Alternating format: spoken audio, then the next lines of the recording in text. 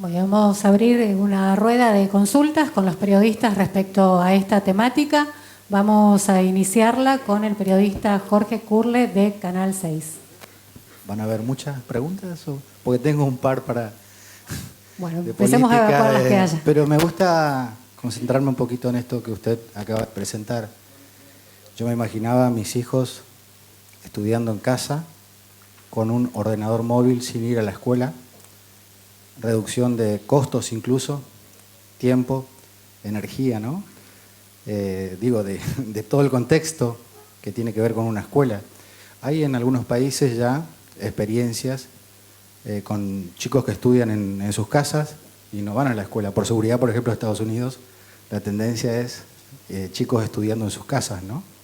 Más o menos así está planteado, o agregar un dato, si se quiere. Porque hoy ya es una realidad, mis hijos estudian se pasan vía WhatsApp los materiales, o sea, interactúan online desde la casa con el material. ¿Ese sería el concepto hacia futuro? Sí, pero con una salvedad. No anula la escuela no desaparece, es una nueva escuela. Entonces es impensable desprenderse o pensar que la escuela va a pasar a ser pasiva. No. Son nuevos roles, nuevos paradigmas, donde el docente, por ejemplo, una clase típica de Flipped Classroom, ¿no? Y hay otros nombres. Esto lo inventó un americano de apellido Bergman, que va a estar y va a venir a Misiones en el mes de agosto. Así que van a tener oportunidad de hablar directamente con el creador de uno de los sistemas. Está presentado en Academia Nobel de Suecia, ¿no?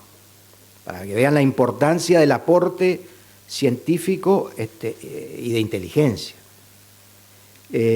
La escuela no se puede reemplazar nunca, solo que se aprovecha y se invierte el rol donde el alumno en su casa, con la tranquilidad que tiene de manejar su tiempo, con la tranquilidad de sentirse más cómodo en su propio espacio, con sus padres o hermanos, donde esté, tiene un ambiente mucho más proclive a aprender que en una escuela donde en un aula, supongamos con 40 alumnos, donde no se hacen muy pocas preguntas y habla solo el profesor, no lo puede hacer. Entonces, lee más tranquilo en sus tiempos, si es una persona, un individuo que tiene un coeficiente intelectual rápido, no se asimila a la media del curso, porque en el curso predominan los promedios. O sea, la gente que va mucho más rápido que el promedio se aburre en el curso. Y a la inversa, si el promedio es muy elevado para quienes son más lentos, no aprenden. Entonces se van quedando, ¿no es cierto? Entonces, para resolver este intríngulis de los dos aspectos centrales, es aprovechar el tiempo en la casa o fuera del aula. No necesariamente en la casa. Hay muchos que lo hacen compartiendo el trabajo o en otra situación. Por eso es del aula invertida. Entonces, en ese tiempo se adquiere el conocimiento elemental. ¿Y en la escuela qué se hace? En la escuela se profundiza el otro tipo de conocimiento, que es el conocimiento reflexivo. Se enseña a pensar y donde también aprende el docente. Porque a la par del alumno se plantea el problema y juntos empiezan a escudriñar y a profundizar otros temas que no están en la práctica de repetir solamente el concepto. Entonces la práctica se convierte en un feedback, ida y vuelta, permanentemente. Y en la clase, y lo decimos en la ley, en el segundo artículo de la ley, hay un término que dice propender con este nuevo sistema educativo a resolver problemas. Resolver problemas. Eso es uno de los interrogantes y las aspiraciones de todos los estudiantes de todos los niveles hoy, de aquí y del mundo, donde muchas veces se enseñan cosas pero que están al margen de los problemas. Por eso cuando surgen los problemas en un mundo que siempre, y problemas, no hay ni un problema. Con los problemas no hay ni un problema. El problema es de generar nuevas actitudes hasta psicológicas y desde el conocimiento. Sí, bueno, el problema, si tiene una solución, ya no deja de ser un problema. Y si no tiene solución, tampoco es problema. Pero es convivir con esta suerte de cuestiones, no ponerlo en un término inalcanzable o todo el bagaje de conocimiento que muchas veces es súper abundante no te sirve para resolver el problema que a lo mejor de manera muy simple lo haces, incluso hasta sin conocimiento. Entonces, esas son las nuevas actitudes, por eso con nuevos objetivos, donde se debe centrar y en una clase común, una clase típico como la actual, en cualquier lugar de un modelo educativo vigente, no solamente el nuestro. Estas cuestiones no se discuten y recién se ven. Yo me di cuenta, por ejemplo, porque en un curso que tomé, en el curso de gestión estratégica de la Escuela Kennedy en Harvard, justamente un método de casos, case method, que es un método sobre casos, donde te enseñan a analizar y a resolver casos, que son problemas. Entonces vos tenés los docentes, tenés el experto, por ejemplo, en negociación o en problemas o en gestión estratégica, ¿no? Personas que son asistentes en particular, nuestro profesor era asistente, uno era asistente en los acuerdos de Camp Davis con el problema de Israel y Palestina, y otro era un experto que trabajaba en el ejército de Estados Unidos, ¿no? Justamente en situaciones bélicas, ¿no? Cómo se tenía que actuar. Bueno, pero te enseñan a resolver casos, no a saber la teoría, sino, bueno, usted está frente a cómo haría en tal situación. Entonces tenés que ponerte al frente de ese problema y decir, bueno, exponer tu solución, que es una solución única, porque no hay soluciones, salvo en matemática, que, bueno, un planteo conduce a un solo resultado. En el resto de las cuestiones, y sobre todo en las cuestiones sociales, bueno, hay tantas aproximaciones como intervenciones hay humanas. Pero resumiendo, va a ser así, es irreemplazable la escuela, pero la escuela del futuro, del siglo XXI, es una nueva escuela. La siguiente pregunta la realizará el periodista Juan Carlos Arguello de Misiones Online. Buenas tardes, quiero aprovechar el momento para preguntarle también otras cosas que están sobre la sociedad y el momento político. Ya estamos empezando el segundo semestre, que se hablaba mucho del crecimiento y demás. Quería ver su visión sobre la situación después de todo esto de la ley de educación, que me parece muy relevante, pero también conocer su opinión sobre lo que está pasando en la economía, el viaje del gobernador también a Europa con Macri, cómo están las relaciones, cómo están los pedidos que ha hecho Misiones, si hay alguna respuesta o no. Bueno, vamos a empezar por la última parte. Sí, todos ustedes saben que Misiones y nuestro gobernador ha tenido el privilegio de ser invitado en una importante misión por el presidente de la Nación en estos días, próximos días creo que. Sí. O ya emprende en viaje el día viernes a última hora. Bueno, es una oportunidad para el gobernador de, por un lado, profundizar ya una agenda de trabajo que empezó con ambos gobiernos, ¿no? Y en una relación que es una relación madura, oficialismo nacional y oposición nuestra, dado que no, todos saben que no pertenecemos al mismo espacio político. No obstante, entiendo a la luz de este corto tiempo, depende para qué, ¿no? 6 meses es poco para algunas cosas, pero es largo para otras. Pero lo cierto es que esta relación ha sido muy provechosa y sobre todo porque no se conocen experiencias de este tipo de relación donde se puede mantener el decoro y un ambiente, como hablábamos, el ambiente digital, es recrear un ambiente tranquilo, sereno, que permita explicitar los problemas o marcar diferencias con rectitud, ¿no? Como lo estamos haciendo, sin tener que denostar y caer en lo clásico de la política, que es lamentablemente el mayor espacio y las mayores expresiones que se ven en todos los medios, donde únicamente se habla con críticas fuertes, con descalificaciones, lo cual creo que hasta impide en la búsqueda de esas soluciones. Nada de eso ocurre en nuestra relación, donde, reitero, las cosas que no nos gustan, las cosas que están mal, las sabemos, pero las expresamos con otro tono, un tono colaborativo y constructivo en la búsqueda justamente de sus soluciones. En eso estamos, en eso está también el gobernador, así que decía, aprovechando este viaje, va a poder actualizar una agenda que la ha venido desarrollando con intensidad, ¿no? Y creo que explica el hecho que lo distinga justamente porque existen estas razones que estoy exponiendo, que no son montajes como habitualmente vemos, montajes periodísticos, donde por ahí se dice una cosa, pero después se actúa de otra manera. Hemos contribuido con el aporte de Misioneros a dar los votos que necesitaba el gobierno nacional para su funcionamiento inmediato. No estamos en un intercambio mercantilista de, bueno, hacemos esto por tal cosa.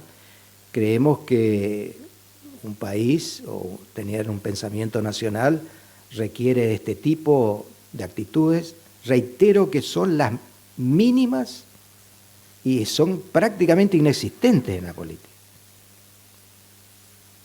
Porque cualquier historia, incluso la propia nuestra, vamos a encontrar comportamientos dispares, hasta por los propios, ¿no? Que no entienden o bueno, tienen otra forma, otro molde, pero yo no puedo ni siquiera opinar, cada uno es responsable de sus actitudes, yo hablo de la nuestra, ¿no? Pero es muy notable, incluso también hay que ver, ¿por qué no? La participación del gobernador Pasalacqua, sobre todo en el último tramo y que tiene una incidencia económica, lo cual fue primero el acuerdo que la semana pasada aprobamos de la devolución del 15%, donde, haciendo un poquito de memoria, la idea primaria del gobierno nacional era honrar ese acuerdo que surgió, como todos sabemos, de una sentencia de la justicia, ¿no es cierto?, de la Corte, ¿no?, que apuró términos, bueno, de un pasado que quedó sin solución. Pero lo cierto es que sobre la idea de ir devolviendo bastante para adelante, la idea contrapuesta de un grupo de gobernadores donde está el licenciado Pasalacqua, ha hecho posible cambiar esa idea. Entonces ahí yo reconozco dos hechos. Primero, el planteo de Misiones junto al resto de la provincia, que llevó a anticipar estos términos en la provincia de Córdoba, donde se firmó el primer acuerdo de los gobernadores citados por el ministro del Interior, Frigerio, ¿no? Y por otro lado también a la aceptación, porque no hay que ser sincero, la aceptación del gobierno nacional de estos términos, pese a no haber tenido en cuenta, ¿no? Bueno, eso pone por decir algo que fue importante para los misioneros, pero también habría que hacer alrededor de este tema particular un poquito más de historia. Entonces aprovecho esa pregunta para recordar que el famoso tema del 15% surgió en el año 92, cuando otro gobierno nacional, frente a los inconvenientes de financiar el sector de la seguridad social, o sea, el tercer sector, el sector de los jubilados concretamente, descontó, previo acuerdo, el 15% a todas las provincias para atender a nuestros jubilados, y así se creó el ANSES. Ahora, en términos económicos estrictos, ¿qué significa eso? ¿Qué debemos conocer los misioneros? Los misioneros, desde el 92 a esta parte, todo ese tiempo hemos estado financiando a nuestros abuelos. De acá, haciendo un cálculo rápido, salieron 30.000 millones de pesos, que son casi 2 presupuestos anuales de la provincia, para nuestros viejitos. Entonces, fíjense si no vamos a tener una posición de alta moral, pese a que son cuestiones económicas. primero debemos ser conscientes que hemos estado contribuyendo a paliar una situación traumática del pasado. No vamos a poner en nombre, la etiqueta de quién tuvo. Yo creo que lo más sensato con los males más graves de la sociedad, todos debemos reconocer parte de culpa. Y lo más importante, no solamente el reconocimiento de las culpas, sino traer la solución. Bueno, esa solución, reitero, los misioneros, para atrás hemos ido aportando estos 30.000 millones de pesos. Ahora llegó la hora, por una sentencia de la Corte, de eliminar ese recurso y empezar a devolverlos a la provincia. Por eso no deja duda de una actitud generosa y que han tenido Misiones y todas las pequeñas provincias en atender un problema de la nación, que son nuestros abuelos, ¿no es cierto? Pero Misiones es doblemente virtuosa desde el punto de vista moral, porque en atención al sistema pasado, el del 92, el que quitó esos recursos, le dio la posibilidad a las provincias que dejaron de contar con ellos de trasladar todas las obligaciones de la seguridad social y de los jubilados a la nación, cosa que hicieron casi todas las provincias, y Misiones no. Misiones no trasladó a la nación, por eso seguimos manteniendo el IPS, el Instituto de Previsión Social. Eso pagamos con recursos de los misioneros. El resto de las provincias, a diferencia de lo que se dice por ahí rápidamente y se tiran cifras, y aquí diferentes voces de la oposición, los misioneros seguimos manteniendo, o sea, no solo que contamos con menos recursos, sino nos quedamos con nuestra seguridad social. La ley que ha sido terminada ahora con este sistema, hablaba de que la nación reconocía esa diferencia de las provincias que iban a seguir con la atención del sistema previsional y quienes no, y iban a aportar a esa diferencia o a ese déficit, cosa que casi no ocurrió nunca. Entonces Misiones tiene una creencia con la nación, diferente del resto de las provincias. Y Misiones, creo que con una actitud debiera entenderse desde el punto de vista ético, no hizo juicio con otras provincias que lo hicieron. No estoy valorando la oportunidad de esos juicios o no, porque justamente algún beneficio, el principal beneficio fue que los fondos que dejó de percibir fueron también de algún modo en ayuda de nuestros jubilados nacionales, que viven, son misioneros. Acá no fuimos a preguntar, bueno, usted jubilado cobra por la nación, por el ANSES o cobra por el IPS. No. Entonces creo que una actitud social rescatable. Y bueno, hoy enfrentamos una nueva realidad. Pero estos son los verdaderos términos. Lo otro que debemos entender es que lo acordado no es un maná de recursos. Bueno, del 15% este año vamos a ver solo el 3% y la mitad al contado, espero que en los próximos meses, lo antes posible, y la otra mitad es un crédito. O sea, algo que la verdad que no nos gusta mucho, ustedes saben lo que pienso alrededor de los créditos, hay que pagarlos, no es un recurso, preferiríamos, como toda lógica de un recurso coparticipable, los billetes esos nuevos donde está el yaguareté, los billetes de 500 que entren a la provincia de Misiones, que es mucho mejor que un crédito en el banco, pero bueno, aceptamos de buena manera, pero creo que ya redondeando la primera parte de la pregunta, lógicamente un nivel de inflación que ha superado la previsión prevista, valga la redundancia, por el presupuesto en solo 6 meses.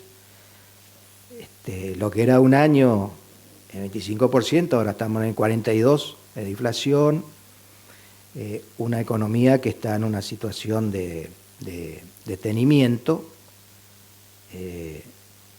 un nivel de desempleo que si bien no es alarmante, existe, y cualquier situación de desempleo es una situación preocupante, significa que económicamente no estamos bien, ¿no?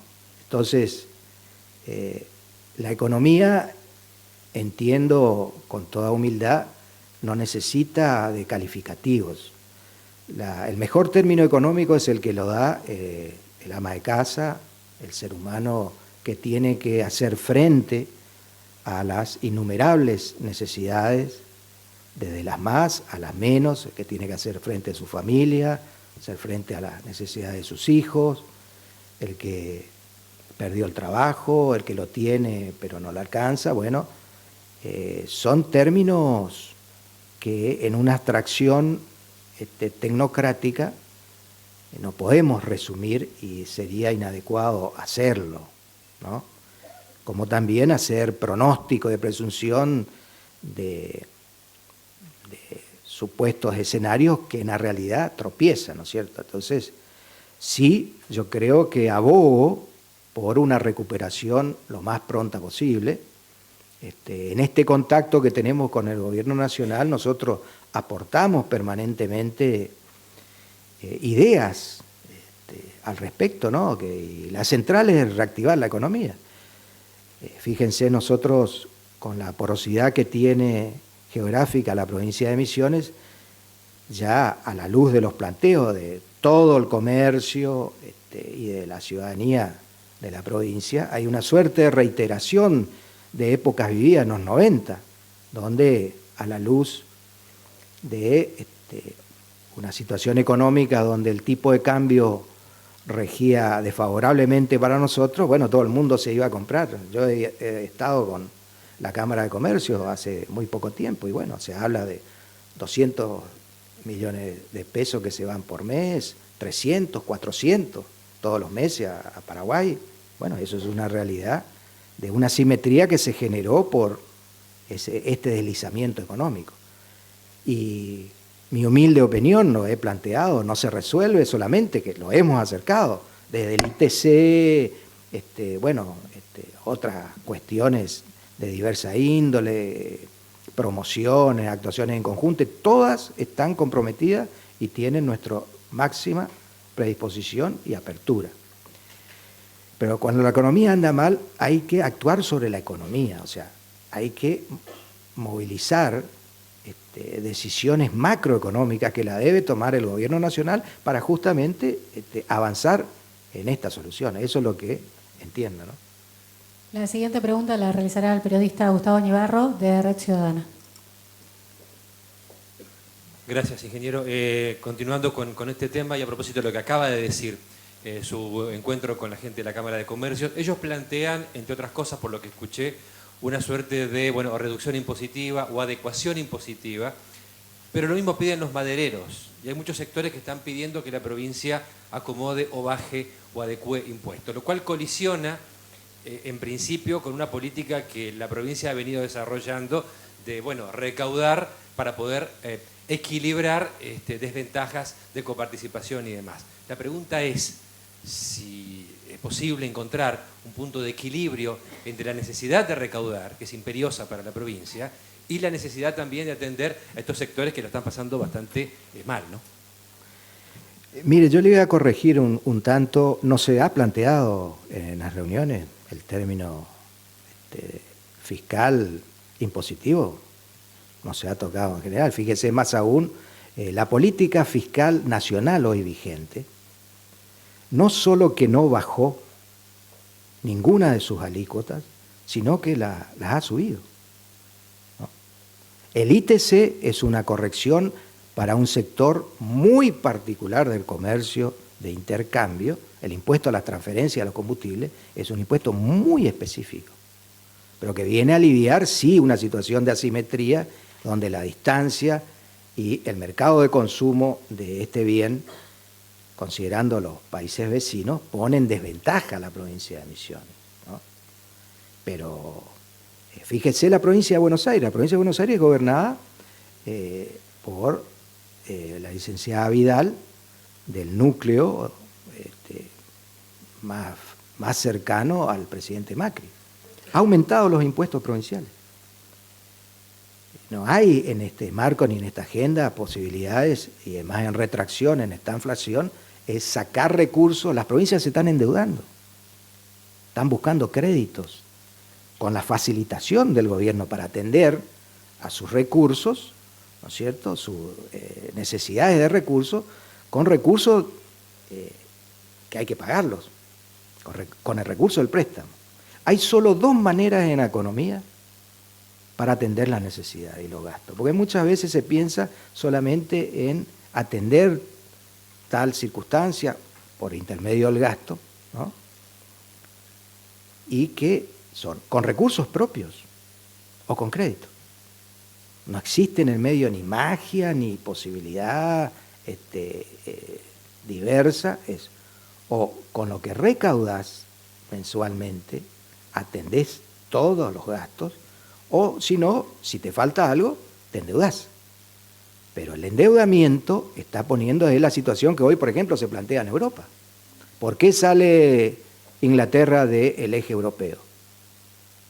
Con el Brexit, ¿no es cierto?, que es otro tema, ¿no es cierto?, pero el fundamento es económico, donde todas las naciones ya agotaron su capacidad de endeudamiento y el mundo está asistiendo a una situación de detenimiento del crecimiento económico y social, justamente porque las arcas, los países, toda la Unión Europea, está endeudada hasta en un techo del 400%. Fíjese, la locomotora de la Unión Europea, que es Alemania, y conociendo a los alemanes, que son puntillosos, como los franceses, también los italianos, pero como ejemplo de sociedad, Alemania, si sumás la deuda pública con la deuda privada, llegas a cerca del 400% del PBI. Entonces, prácticamente esas sociedades viven para pagar a sus acreedores, por eso hay muy pocas posibilidades a futuro. Y lo que está hecho, hecho está. Ahora, para adelante, por eso vienen las tensiones xenofóbicas, tienen las tensiones con la inmigración y todas esas cuestiones emergentes de una situación que se agotó. La Argentina no está así.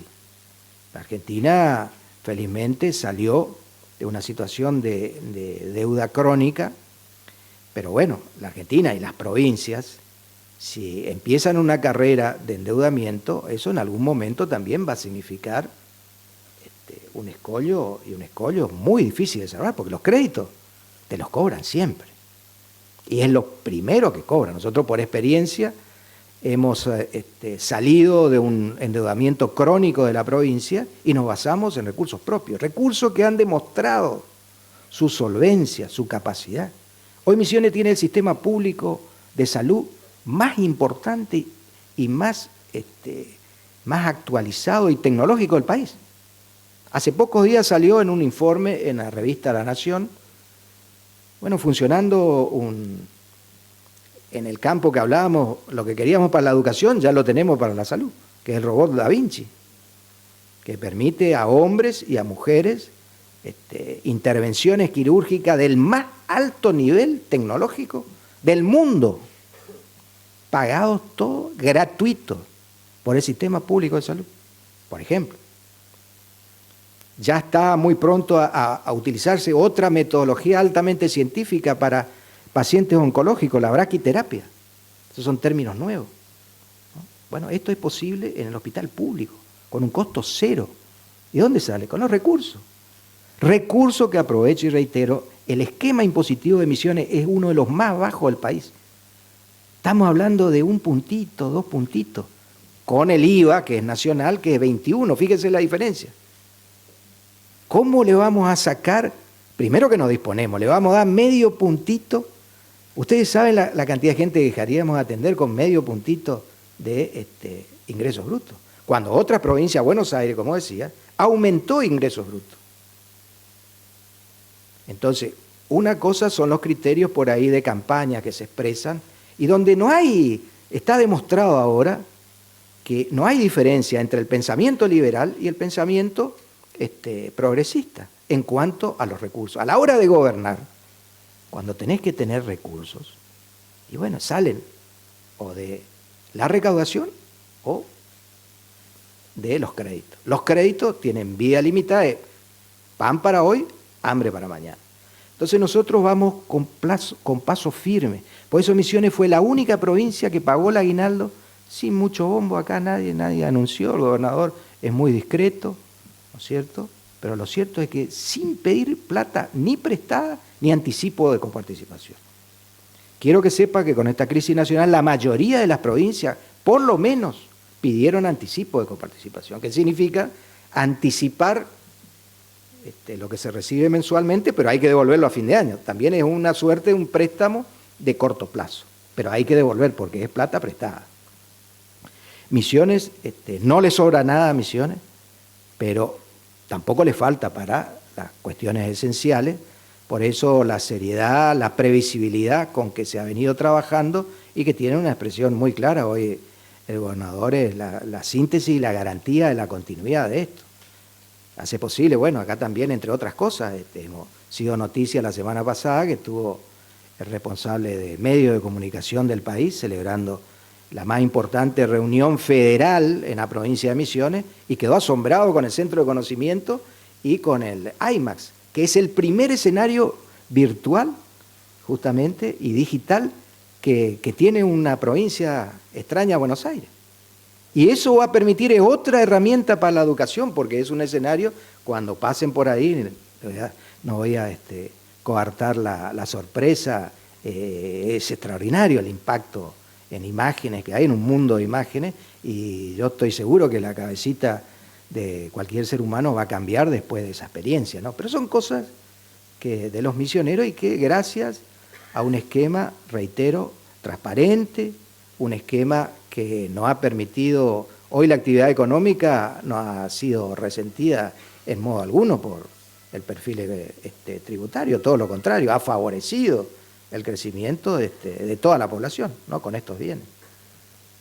Bueno, estamos un poquito limitados con el tiempo, tenemos varias preguntas, pero vamos a ver cómo hacemos. En principio una más, después vemos si da lugar a otra. Emanuel Ríos, de Apóstoles, de Cable Norte, Canal 7.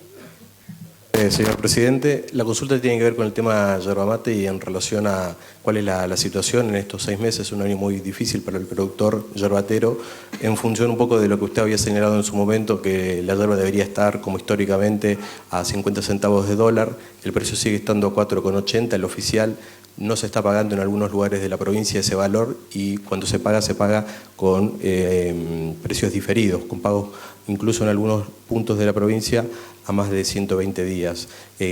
¿Cuál es su mirada en relación a esa situación y qué opinión tiene respecto a una de las herramientas que se está tratando de impulsar, que se vincula con el centro de transacciones para poder darle un poquito más de transparencia a todo lo que se maneja desde el productor hacia el sector de secaderos y las otras cadenas del sector yerbatero?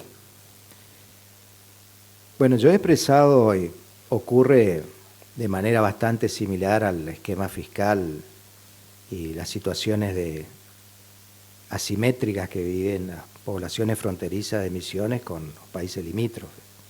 Una cosa son los paliativos, los remedios transitorios, y otra cosa es atacar la solución central, en este caso una economía regional como lo es. Para mí es muy claro, en una economía rural, la principal de la provincia de Misiones, hay que hacer valer todo lo que se pueda, la hoja verde, que es la materia prima, es el inicio de no solo la actividad económica que involucra a miles de personas, sino el inicio de una actividad que termina en la góndola con el paquete de yerba y el consumidor comprándolo a un precio final, ¿no? Pero reitero, hay que actuar en el inicio y lo más importante para sanear una economía es hacer valer, y esto de manera permanente, esto lo saben muy bien los productores, hacer valer de manera permanente y constante el valor de la hoja verde. El valor de la hoja verde es la referencia inequívoca y es el problema a resolver. Obviamente, la aproximación y la mención de los 7 pesos, 7 pesos y medio, 50 centavos de dólares, si lo querés poner en una moneda constante, invariable, ¿no? También es una aproximación que es mucho mejor al valor actual, que ha sido laudado y ni siquiera se paga, ¿no es cierto? Obviamente que se va creando un abismo cada vez más difícil de llenar cuando nos apartamos de este criterio. Yo, para no ser irresponsable, he tirado un valor, pero yo creo que en aspiración de cualquier economía regional, como ha ocurrido en el vino, no se quedaron con los 50 centavos de dólares. Hoy el vino tiene un precio internacional. Está bien, son mercados diferentes, el vino se consume en todo el mundo.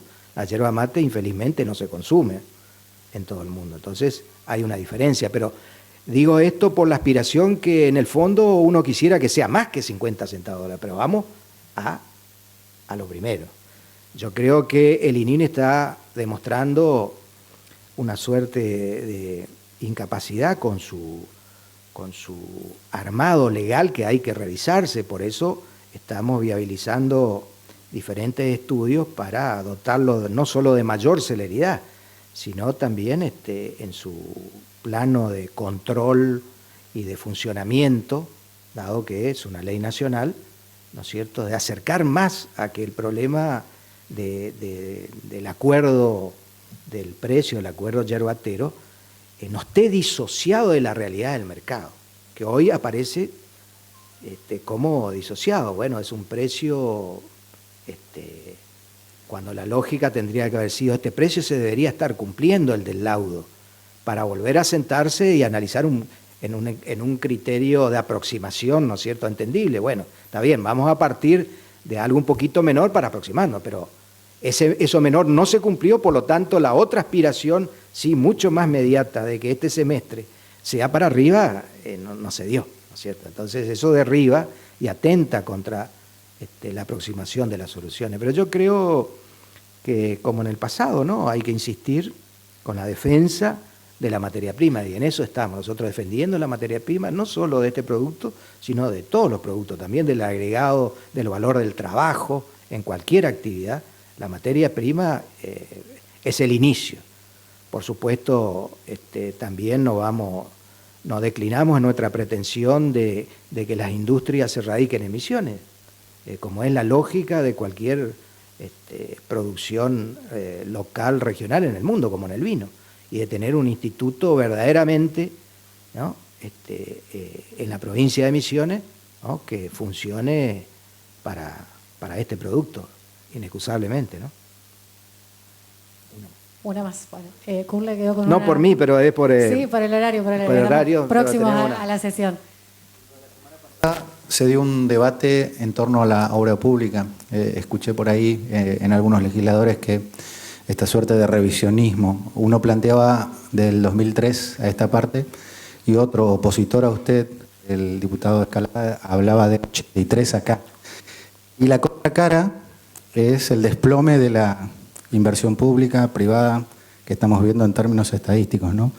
Me gustaría un concepto suyo en ese criterio que tiene que tener un gobierno, porque si no inicia obras en su primer año de gestión, difícilmente pueda inaugurar algo y reactive la economía, digamos. La pregunta es muy buena porque últimamente, dado algunas imágenes obscenas, desagradables que han ocurrido, pareciera ser como que han aportado a una idea demoníaca alrededor de, primero, la obra pública, pero si analizamos con un criterio de mayor extensión, con un criterio de progreso, la única forma que tiene una sociedad de progresar es con un criterio mayor, que son las obras de infraestructura. La obra de infraestructura es un término que involucra y engloba a la obra pública. ¿Por qué obra pública? El término obra pública significa de trabajos que por la calidad, por la intensidad, o sea, el orden de magnitud de la inversión requerida, lo tiene que hacer solamente el Estado, porque no lo puede hacer un privado. Porque además el privado delegó en el Estado la facultad en la administración de los recursos para atender los caminos, para atender las comunicaciones, para atender todos los medios de desarrollo habidos y por haber. para eso tiene que estar el Estado. Por eso no podemos negar, una cosa es reconocer problemas que lo hubieron siempre, algunos más, otros menos. Problemas que tienen nombre y apellido, pero a partir de ahí, la generalización y asumir la actitud como que pareciera ser que hay otra cosa que va a reemplazar a la obra pública, es una condena para toda la sociedad, porque la obra pública tiene que seguir funcionando. No solo que está funcionando, bueno, después las variantes en magnitudes le corresponde a ustedes y a la sociedad en general evaluar quién hizo más, quién hizo menos, ¿no es cierto? Eso es otra cuestión, pero redondeando esta demonización de la obra pública, contrasta y boicotea la propia posibilidad y aspiración que tiene una sociedad de prosperar. Entonces, toda vez que nos detenemos sin sentido en no salir de esta cuestión, vamos a detener un progreso que, ¿de qué otro modo va a crecer la economía si no es básicamente también con la reactivación de la obra pública? Eso está claro. Y respecto de la idea de abrir una posibilidad de discusión, me parece magnífica, por eso creo que sin caer en expresiones reducidas, porque muchas veces por ahí se quiere enfocar esta última parte de la historia en una historia que empezó hace bastante tiempo atrás. Entonces yo creo que como principio de síntesis general, creo que es muy buena, y en este aspecto, la legislatura de Misiones, esta Cámara de Representantes, es señera y lidera todas las cámaras, incluido el Parlamento Nacional, en la habilitación y sanción de todo tipo de pedidos de informe. Fíjense, si analizamos, sobre todo acá hay un número bien holgado de representantes que nos ha puesto el pueblo de Misiones del partido gobernante y de la oposición, ¿no? O sea, el número es bastante claro al respecto. En lo que va del año y en los años anteriores hemos aprobado, de todos los asuntos legislativos entrados, el 90% fueron pedidos de informe. Y pedidos de informe desde la oposición. Eso marca la transparencia, la diligencia, ¿no es cierto?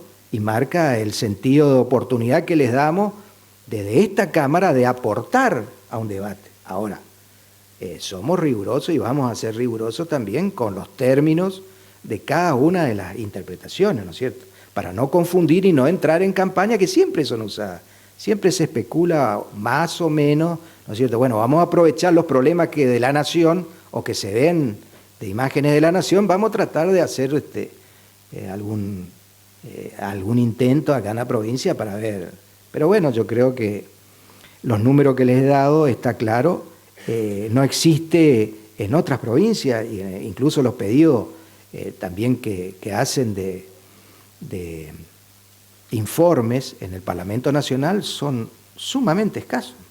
Nosotros estamos en otra dinámica y creemos que estamos aportando a un desarrollo serio, por eso acá en la provincia de Misiones se pueden ver obras hechas y terminadas, no especulaciones ni síntesis de que las da el locutor, no locutor profesional, sino el que hace la locución de tal o cual cuestión, tratando de mover la opinión pública, ¿no? Acá las obras se pueden recorrer, se pueden visitar, se pueden gozar, la mayoría de ellas son obras importantes, y bueno, yo creo que forma parte de una dinámica que hay que atenderla, pero reitero, siempre ha sido nuestra actitud, y la mía en particular, siempre contributiva.